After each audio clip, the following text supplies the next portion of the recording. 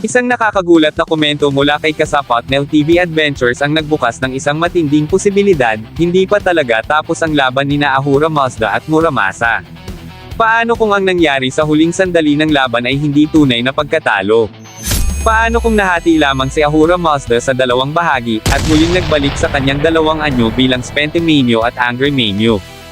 Kung mangyari ito, ibig sabihin dalawang Diyos ang maaaring bumalik sa arena, at ang laban na akala nating natapos sa loob lamang ng ilang segundo, ay maaaring magsisimula pa lang muli. Ito ang tatalakayin ko ngayon, kaya kung handa ka na, tara at simulan na natin. What's up mga Coops, Manga Moto nagbabalik.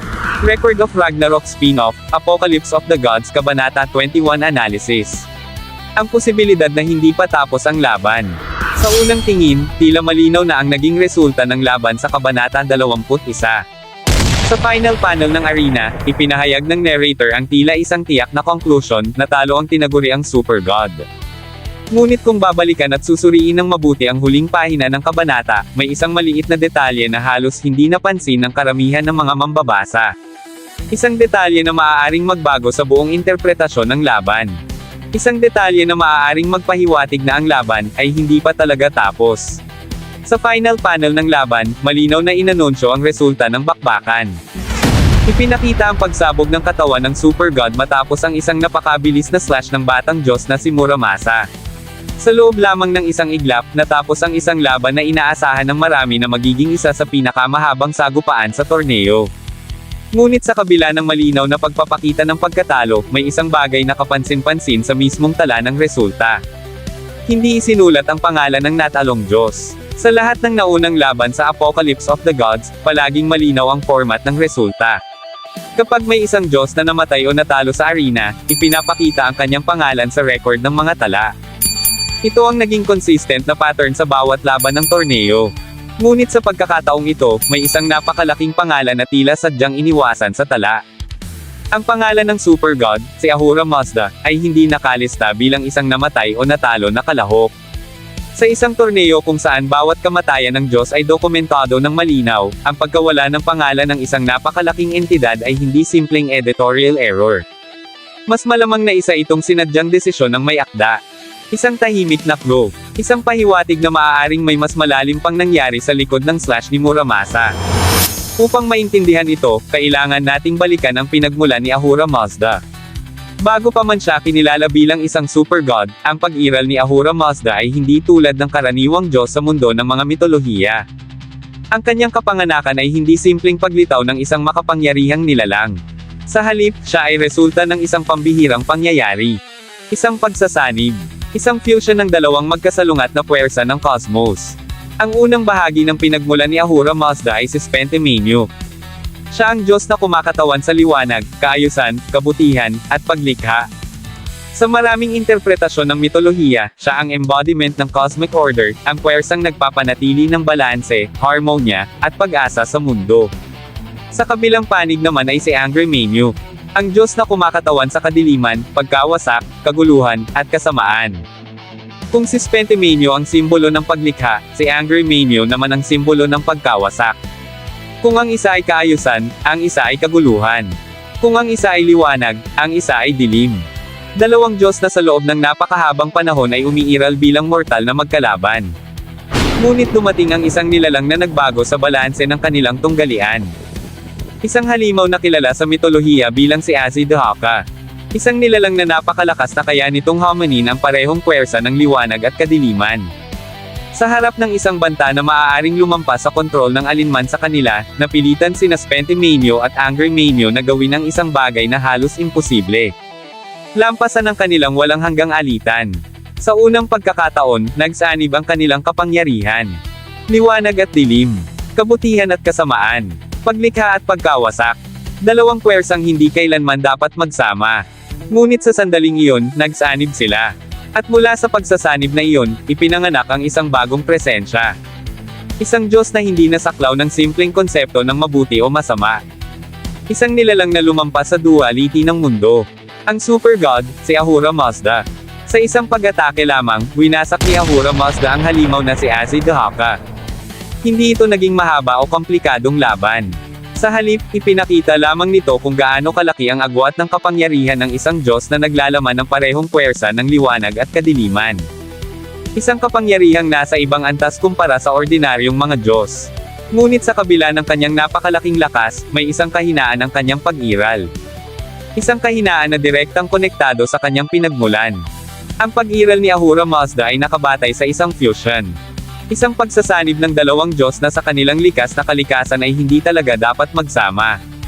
Sa madaling salita, ang kanyang katawan ay hindi isang natural na entidad. Ito ay isang pinilit na balanse ng dalawang magkasalungat na puwersa. At dito nagiging napakahalaga ang nangyari sa laban-laban kay Muramasa. Sa mismong sandaling umatake si Ahura Mazda sa arena, malinaw ang kanyang intensyon. Tapusin agad ang laban. Ginamit niya ang kaparehong kapangyarihan na minsang nagwasak kay Azidhaka. Ang pinagsamang puwersa ng liwanag at kadiliman. Isang atake na kayang pumatay ng Diyos sa loob lamang ng isang galaw. Ngunit may nangyari na walang sino man ang inaasahan. Sa loob lamang ng isang iglap, gumalaw si Muramasa. Isang slash lamang ng kanyang katana. Isang galaw na napakabilis na halos hindi nakita ng karamihan. At sa sandaling iyon, nahati sa dalawa ang katawan ng Super God. Ngunit ang tunay na susi sa buong eksena ay hindi ang visual ng paghati. Ito ay ang mismong linya ng narrator. He was once again made to. Hindi sinabi na pinatay siya. Hindi sinabi na naglaho siya. Hindi rin sinabi na tuluyang nawasak ang kanyang pag-iral. Ang sinabi ay muli siyang ginawang dalawa. Ang paggamit ng salitang once again ay may napakalaking implikasyon. Ibig sabihin nito, nangyari na ito dati. Bago pa ipinanganak si Ahura Mazda. Noong sina Spentimanio at Angry Manio ay magkahiwalay pa. Kung pagbabatayan ang linya ng narrator, may isang posibilidad na lumilitaw. Ang slash ni Muramasa ay maaaring hindi simpleng pagpatay. Sa halip, maaaring sinira niya ang mismong fusion ng dalawang Diyos. Kung ito ang nangyari, ang ginawa ng kanyang katana ay mas malalim kaysa sa isang fatal blow. Hindi niya pinatay si Ahura Mazda. Sa halip, pinaghiwalay niya ang dalawang puwersang bumubuo sa kanya. Sina Spentimanio at Angry Manio. Ngunit kung ito ang nangyari, may isang napakalaking problema sa rules ng Apocalypse Tournament. Ang patakaran ng arena ay malinaw. Isa laban sa isa lamang. Isang Diyos laban sa isang Diyos. Ngunit kung naghiwalay nga sina Spentimanio at Angry Manio matapos ang slash ni Muramasa, biglang nagbago ang sitwasyon. Sa halip na isang kalaban, dalawang sinaunang Diyos ang maaaring tumayo sa arena. Ngunit may isang God na may kapangyarihang baguhin ang interpretasyon ng patakaran. Ang pinakamataas na autoridad ng mga Diyos sa arena. Si Zeus. Sa buong record of Ragnarok, kilala si Zeus bilang isang nilalang na hindi mahilig sa boring na laban. Mas gusto niya ang kaguluhan. Mas gusto niya ang mga laban na lampas sa inaasahan. At sa sitwasyong ito, may isang argumento na maaaring gamitin upang payagan ang laban na magpatuloy. Dahil sina Spentimanio at Angry Manio ay hindi dalawang hiwalay na kalahok na pumasok sa arena. Sila ay dating iisang entidad.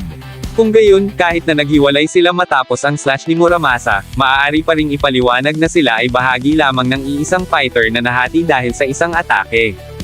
Kung tatanggapin ni Zeus ang ganitong interpretasyon, maaaring payagan niyang magpatuloy ang laban. Kung mangyari ito, ang torneo ay haharap sa isang sitwasyong hindi pa kailanman nangyari sa kasaysayan ng arena. Sa unang pagkakataon isang Diyos ang haharap sa dalawang sinaunang puwersa ng cosmos. Ang liwanag at ang kadiliman. Isang laban na hindi na simpleng duel.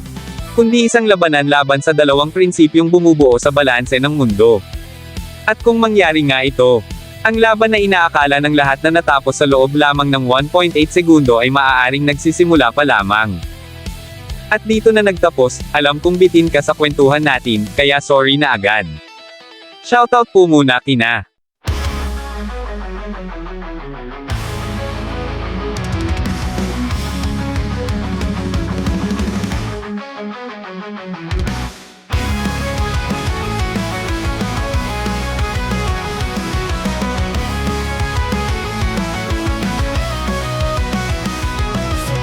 mapansin sa digmaan, mga bayani nagbigay ng hiling na walang hanggan.